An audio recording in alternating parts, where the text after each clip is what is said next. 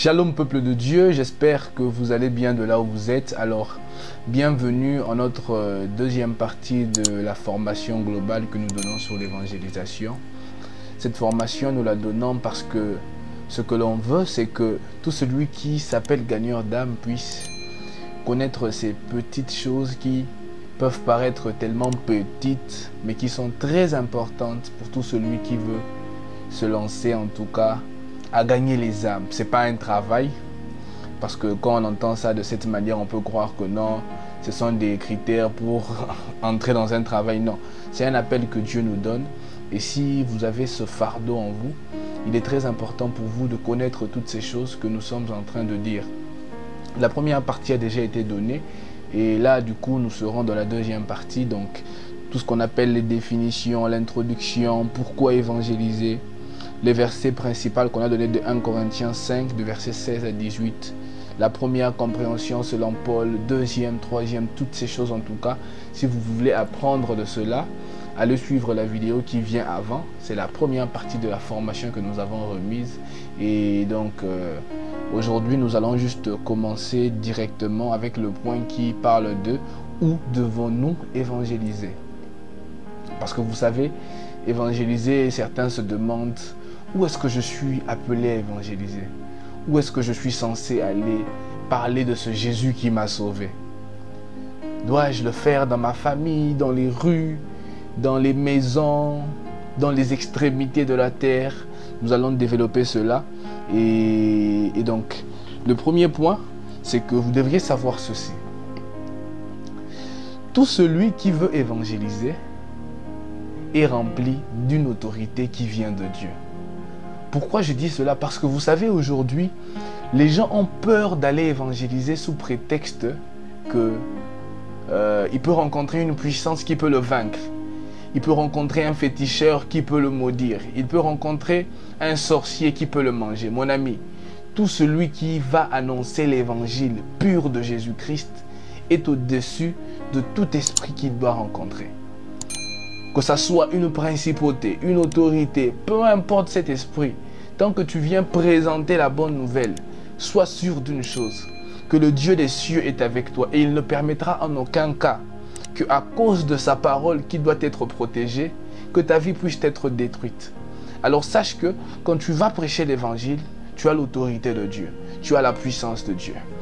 Premier point où nous devons évangéliser. Lorsque vous lisez Matthieu 24, le verset 14, vous allez comprendre que nous devons prêcher l'évangile partout où la parole n'est pas encore arrivée. Lorsqu'on se met à lire ce texte, la Bible dit « Cette bonne nouvelle du royaume sera prêchée dans le monde entier pour servir de témoignage à toutes les nations. » J'aime la partie A. Elle dit que l'évangile doit être prêché au monde entier. Donc du coup, ne te pose jamais la question d'où tu es censé aller évangéliser. Parce que tout le monde est censé recevoir l'évangile. Tout le monde est censé recevoir cette bonne nouvelle de Jésus-Christ. Alors, si tu te demandes où est-ce que je dois aller évangéliser, dis-toi que tu dois aller évangéliser partout. Tu dois aller évangéliser à l'est, à l'ouest, au sud, au nord. Partout où tu peux aller, évangélise. Parce que cette bonne nouvelle doit être prêchée à tout le monde, afin de servir au monde de témoignage. Ah oui, parce que vous savez, il y a des gens qui pourront peut-être à la fin de temps se dire « Dieu, moi je ne suis pas entré au ciel parce qu'on ne m'a pas parlé de toi. Donc du coup, je ne savais pas comment je vivais, tu ne m'as jamais dit ce qu'il fallait. » Voilà pourquoi la Bible demande à ce que nous puissions prêcher cette bonne nouvelle partout. Prêchons partout, afin que personne ne puisse dire que je suis innocent. Dieu ne veut pas qu'une personne dise que je suis innocent. Je n'ai jamais entendu parler de toi. Voilà pourquoi il nous demande d'aller prêcher la bonne nouvelle partout, au monde entier. Mais il est quand même vrai que peut-être que toi, tu n'as pas la possibilité d'aller au monde entier. Pour ce genre de cas, il y a des personnes spécifiques que Dieu appelle. Il peut appeler une personne qui peut laisser sa famille, qui peut laisser ses entreprises et aller prêcher la bonne nouvelle. Et j'aimerais donner cette précision, ces genres de personnes existent toujours. Parce qu'on a l'impression que Dieu n'appelle plus. Mes amis, il y a des personnes jusqu'à aujourd'hui que Dieu appelle, qui acceptent de laisser leur famille, de laisser leur travail, de laisser leur vie quotidienne afin d'aller prêcher la bonne nouvelle. Même quand vous allez dans les pays bantous, je vous assure, l'évangile est prêché. Même quand vous êtes dans des pays où il y a des pygmées, dans des villes, dans des villages, dans des secteurs, l'évangile est toujours prêché. Pourquoi? Parce qu'il y a des personnes qui acceptent de tout laisser pour aller annoncer la bonne nouvelle. Et le deuxième endroit où nous sommes censés aller prêcher la bonne nouvelle, nous le prenons dans Matthieu 5, le verset 13. La Bible dit, « Vous êtes le sel de la terre.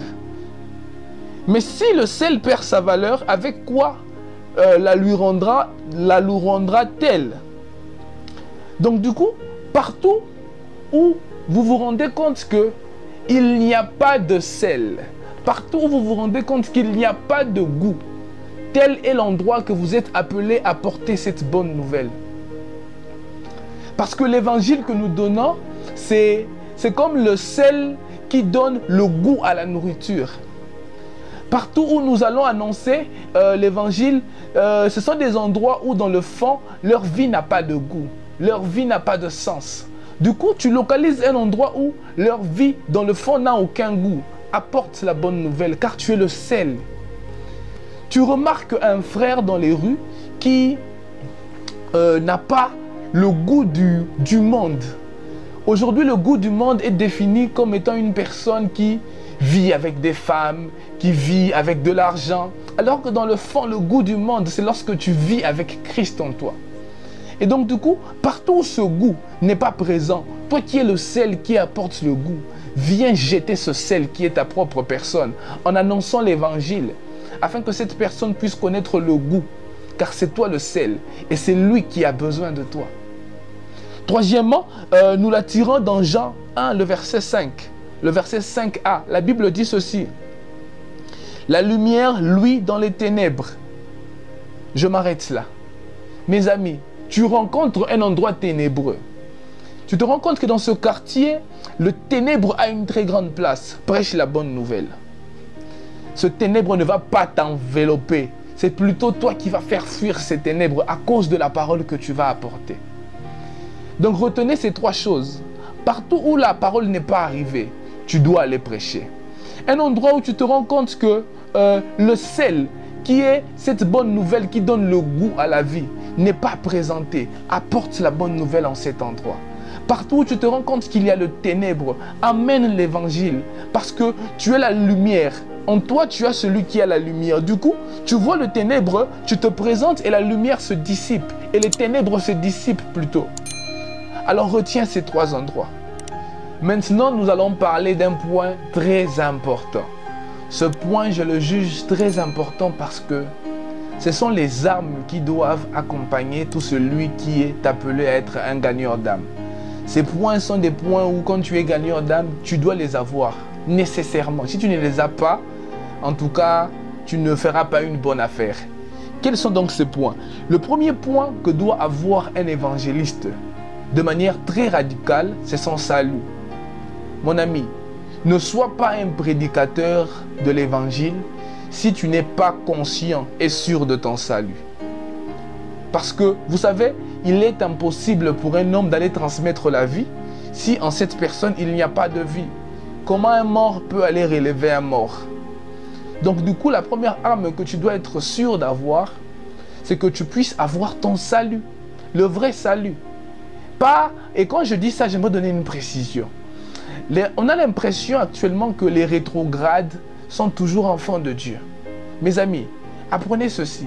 Lorsque vous rétrogradez et que Jésus-Christ revenait et qu'il vous retrouve dans cette position-là, du coup, vous allez rater l'enlèvement. Et donc, du coup, un rétrograde devient un peu semblable à un païen. Pourquoi? Parce que c'est comme s'il oubliait ce qu'il avait reçu. Il retournait vers son état de mort.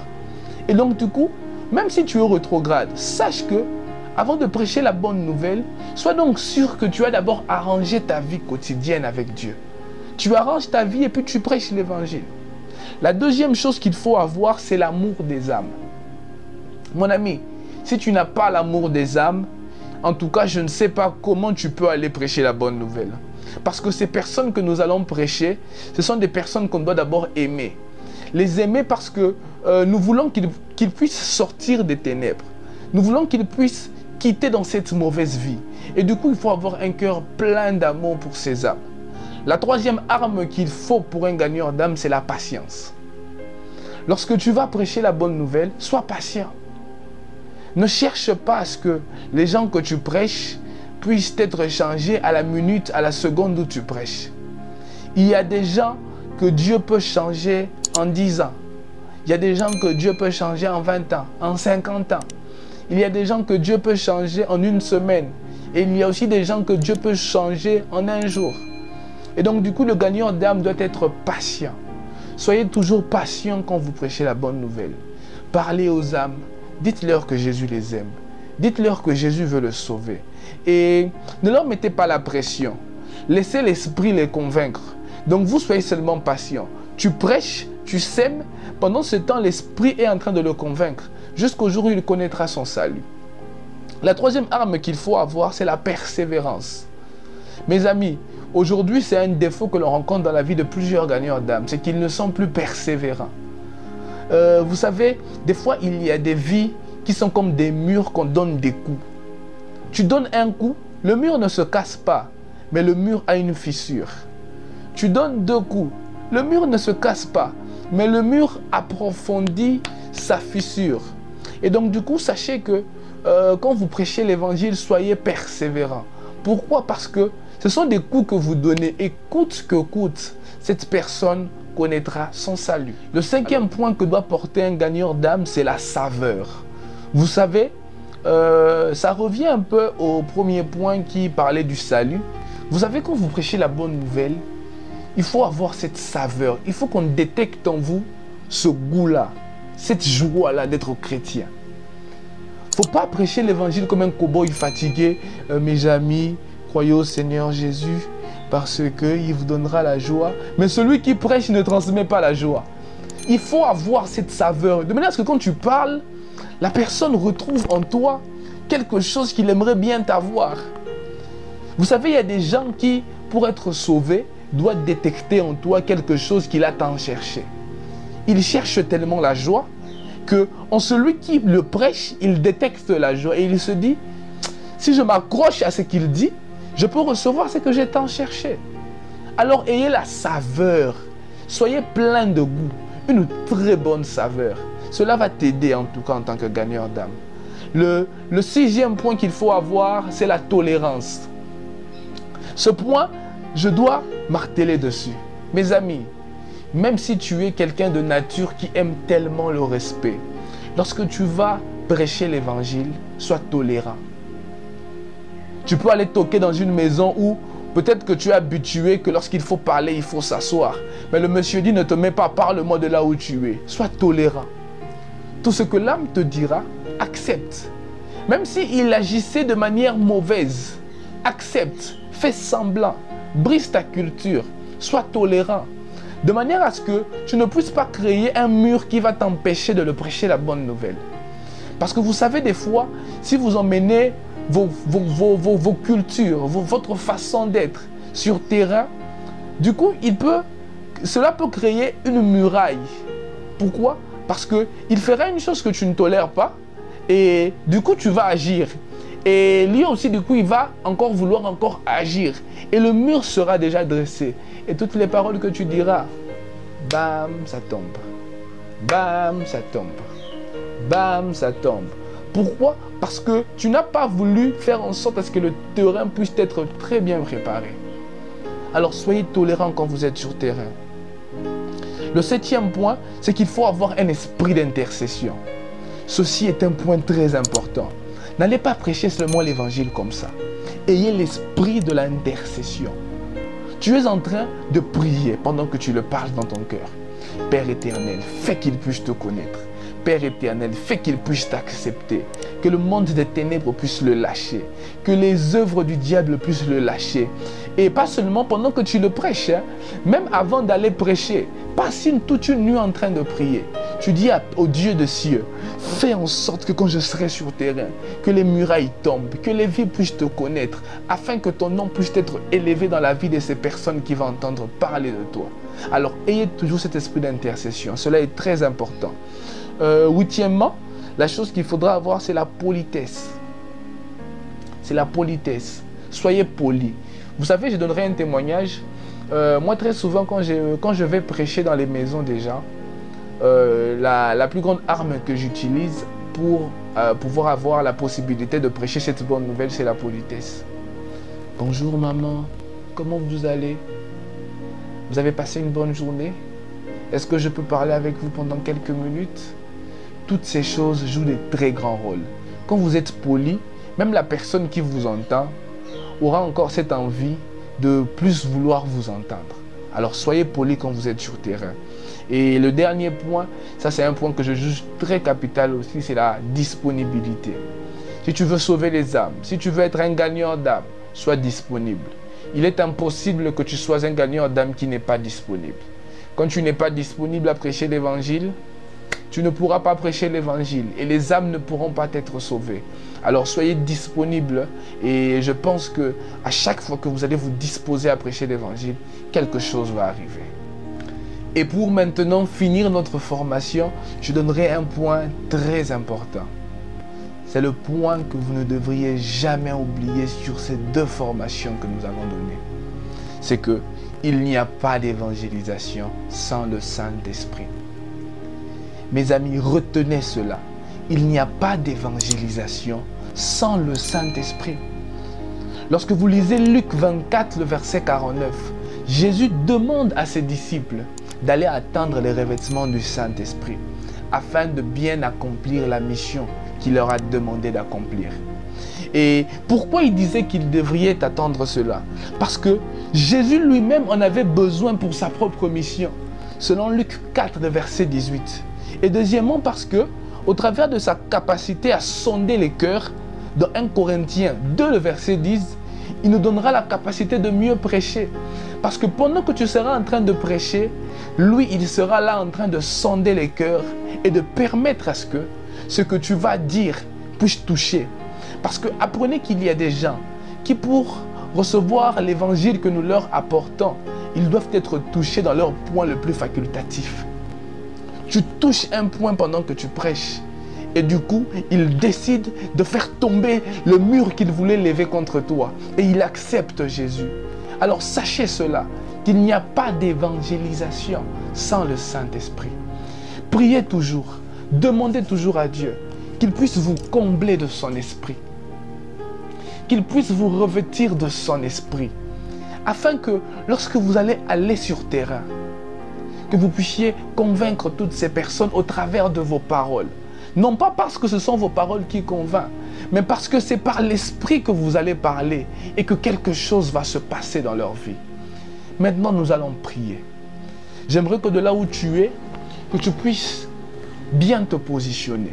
Nous allons prier en fonction de cette formation qui a été donnée, afin que ce message ne soit pas seulement une formation globale que nous avons reçue, mais que cela soit aussi une vie que nous allons vivre. Mes amis, quand vous voulez aller sauver les âmes, vous voulez bâtir le royaume de Dieu. Parce que Dieu, ce qu'il veut, c'est que, au travers de son Fils, selon Jean 3,16, que tout celui qui ira vers cet évangile, qui est la vraie et la seule bonne évangile, qu'il puisse recevoir le salut de son âme. Alors tu vas prier maintenant. Tu vas prier de là où tu es. Tu vas dire ceci à l'Éternel. Remplis-moi de ton esprit. J'ai entendu mon jeune frère dans le Seigneur. Il m'a béni, il m'a appris, il m'a peut-être formé. Mais maintenant, je veux que ton esprit puisse me remplir. Afin que, lorsque j'irai sur terrain, que je puisse avoir tous les points qui ont été donnés. Et que les âmes puissent te connaître. Que les âmes qui ne t'ont pas encore donné la première place de leur vie puissent te mettre en première position. Et que leur vie puisse être totalement donnée à Jésus-Christ. Parce que mes amis, il est temps de prêcher la bonne nouvelle. Mes amis, il est temps d'aller dire aux gens que Jésus les aime. Il est temps d'aller voir les magiciens, de leur dire, répentez-vous de vos magies, car Jésus-Christ est mort pour vous. Il peut vous donner ce que vous recherchez dans ces magies. Il est temps d'aller dire à ceux qui sont athées que vous n'existez pas par vous-même. C'est Dieu qui vous a créé et il demande à ce que vos vies puissent retourner auprès de lui.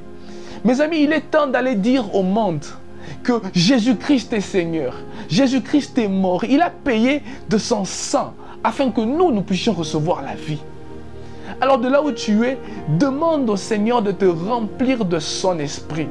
Si son esprit te remplit, mon ami, tu vas prêcher la parole avec assurance. Si son esprit te remplit, mon ami, tu vas prêcher la parole et des vies seront sauvées. Mes amis, je prie de là où vous êtes, que l'Esprit de l'Éternel puisse vous remplir. Que l'Esprit de l'Éternel puisse vous combler de sa personne, afin que comme les disciples, que partout où vous allez aller, que vous puissiez emmener cet évangile qui change, que vous puissiez emmener cet évangile qui transforme, au nom de Jésus-Christ. Mon ami, je prie dans le nom de Jésus-Christ, que la main de l'Éternel puisse te combler, que puisse te couvrir, que puisse te remplir, afin que partout où tu iras, que tu puisses être ce sel qui emmène le goût qui manque. Au nom de Jésus-Christ. Au nom de Jésus-Christ. Telle est la prière que je demande à Dieu en faveur de ta vie, gagnant d'âme. Mon ami, tu es un gagnant d'âme et je prie que cela devienne ton quotidien. Au nom puissant de Jésus-Christ. Prêche la parole avec force. Prêche la parole avec énergie. Afin que le royaume de cieux puisse s'agrandir. Afin que le royaume pour lequel nous travaillons puisse s'agrandir. Au nom puissant de Jésus-Christ, j'ai ainsi prié et reçu. Et je dis Amen. Que Dieu vous bénisse abondamment et que sa faveur soit votre partage de tous les jours. Paix et sûreté dans vos vies. L'œuvre que nous bâtissons est une œuvre qui n'est pas facile. C'est une œuvre qui demande beaucoup de sacrifices. Et donc du coup, nous ne cesserons jamais d'ouvrir les portes à toutes les personnes qui seront prêtes et disponibles de pouvoir nous accompagner dans tout ce que nous faisons. Et donc du coup, si vous souhaitez devenir partenaire de cette plateforme qui est Christ pour les nations entières, nous vous demandons de nous contacter par notre compte WhatsApp. Le numéro va juste apparaître ici. Et je suis sûr que votre contribution sera quelque chose de très bénéfique pour l'évangile de notre Seigneur. Je pense qu'il sera beaucoup plus facile pour nous d'atteindre plus de gens avec plus de partenaires. Et donc du coup, nous vous invitons et nous vous souhaitons le bienvenu dans cette grande œuvre que Dieu nous a donnée. Que Dieu vous bénisse abondamment.